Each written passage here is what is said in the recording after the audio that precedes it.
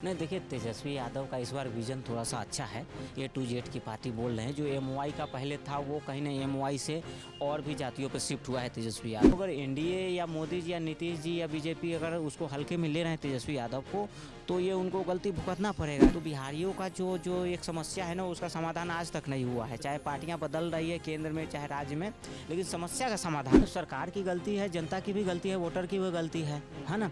जात के नाम पे आज भी वोट हो रहा है, जात के नाम पे आज भी टिकट मिल रहा है, जात के नाम पे पार्टियां हैं। जहाँ पे पार्टियां ही भी जातिवादी हो, कोई भी पार्टियां समझ लीजिए, उसका वोट बैंक नेता जो होगा वो पक्का इस जाति का कट्टर होगा, उस जाति के समर्थन हो, तो वहाँ पे आपको विकास से कोई लेना देना नहीं है। ईवीएम से बनेगा एकदम वोट।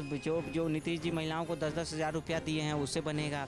जो नीतीश जी ने जो काम किया है, देखिए पलटी मारे हैं इन्होंने, मैं मानता हूँ, लेकिन काम भी इन्होंने किया है। सड़कें, पानी, बिजली व्यवस्था। इंडिया अलायंस है, हालांकि कांग्रेस पार्टी के कुछ नेताओं को एयरपोर्ट पर पीट दिया गया, वो टिकट बंटवारे को लेकर जो कुछ उनके पार्टी के अंदर का भीतर का मामला है। जनसुराज भी चुनावी मैदान में है। तेजस्वी यादव तो कह रहे हैं बच्चे से पूछिए, बच्चा बताएगा कि तेजस्वी अगला मुख्यमंत्री बन रहा है। नहीं देखिए, तेजस्वी यादव का इस बार विजन थोड़ा सा अच्छा है।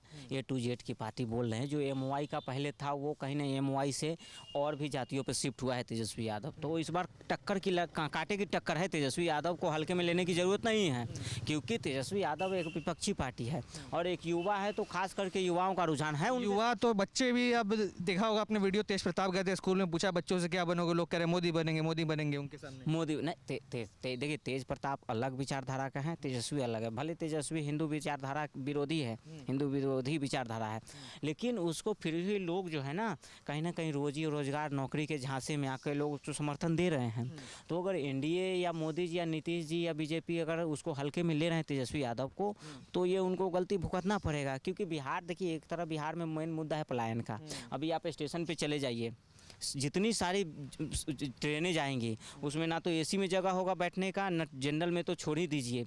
और रेल मंत्री जी ने कहा था कि हम 52 गो या कई गो एक्स्ट्रा ट्रेन चलाएंगे। अब चले जाइए नई Delhi railway station, Anand Vihar railway station.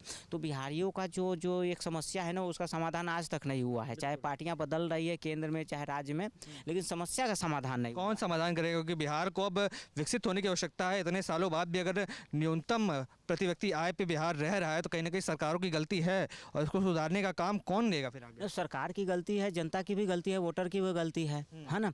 जात के नाम पे आज भी वोट हो रहा है, जात के नाम पे आज भी टिकट मिल रहा है, जात के नाम पे पार्टियां हैं, तो वहाँ आप विकास की आशा कर ही नहीं सकते हैं। जहाँ पे पार्टियां ही भी जातिवादी हो, कोई भी पार्टियां समझ लीजिए, उसका वोट बैंक नेता जो होगा वो पक्का इस जाति का कट्टर होगा, उस जाति के समर्थन हो, तो वहाँ पे आपको विकास से कोई लेना देना नहीं। बस जात के नाम पे वोट दीजिए, जात के नाम पे इलेक्शन लड़िए, और बिहार में बदलाव मुश्किल है, बहुत मुश्किल। किसकी सरकार बनेगी फिर इस बार? देखें तो घूम फिर के वही एनडीए की ही बनेगी। हाँ बिल्कुल। वोट चोरी से या सीधे तरीके से? महाराज जी नहीं है, ईवीएम से बनेगा एकदम वोट। जो नीतीश जी महिलाओं को 10-10 हज़ार रुपया दिए हैं उससे बनेगा।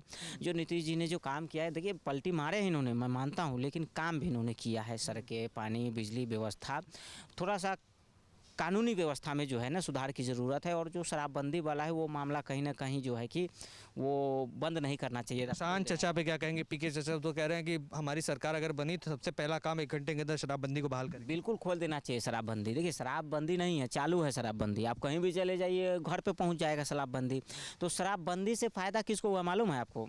नेताओं को, एमपी विधायक, थानेदार को, और जो लोकल में जितने भी शासन प्रशासन है उनको। और शराबबंदी में फंसाया किसको गया? गरीब आदमी को, जो शराब पी के पकड़ा गया, जो शराब लेते पकड़ा गया। शराब में किसी ठेकेदार को नहीं देखे होंगे आप, जेल गया है। तो शराबबंदी जो नियम कानून आया ना, उससे अधिकारी बहुत मालामाल हुए। कितनी सीटें देख रहे हैं फिर एनडीए की आते हुए? अगर एनडीए की सरकार बन रही है तो 243 में कितनी? 243 में देखिए इस बार जो है मार्जिन कम रहेगा। पिछली बार 70, 74, 75 इसका रहा बीजेपी का, और नीतीश जी का 40-45 रहा। तो इस बार थोड़ा सा कम रहेगा, क्योंकि प्रशांत किशोर जो है कि काफ़ी एकदम वोट काटेंगे। हाँ वोट काटेंगे, क्योंकि प्रशांत किशोर की बातों से इस बार जनता जो है कि उनके साथ है। भले सरकार ना बना पाए, उनको भी 5 साल हमको लगता है और मेहनत करना पड़ेगा।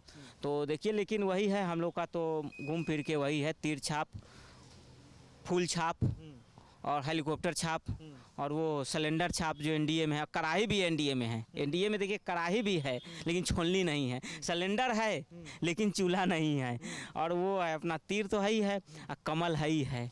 तो पूरा देखिए इस बार जो है कि क्या होता है। बिल्कुल हाँ। तमाम विषयों पर देखा आपने रतन रंजन की राय। बिहार चुनाव के लेकर इर्द गिर्द जो चर्चाएं चल रही थी, तमाम विषयों पर बातचीत की गई। आपकी क्या विचार है बिहार इलेक्शंस के बारे में? कमेंट्स में लिख डालिए और तमाम ऐसी खबरों के लिए हमारे साथ बने रहें। देखते रहे सौगंध टीवी। धन्यवाद। आप देख रहे हैं सौगंध टीवी। सौगंध वतन की।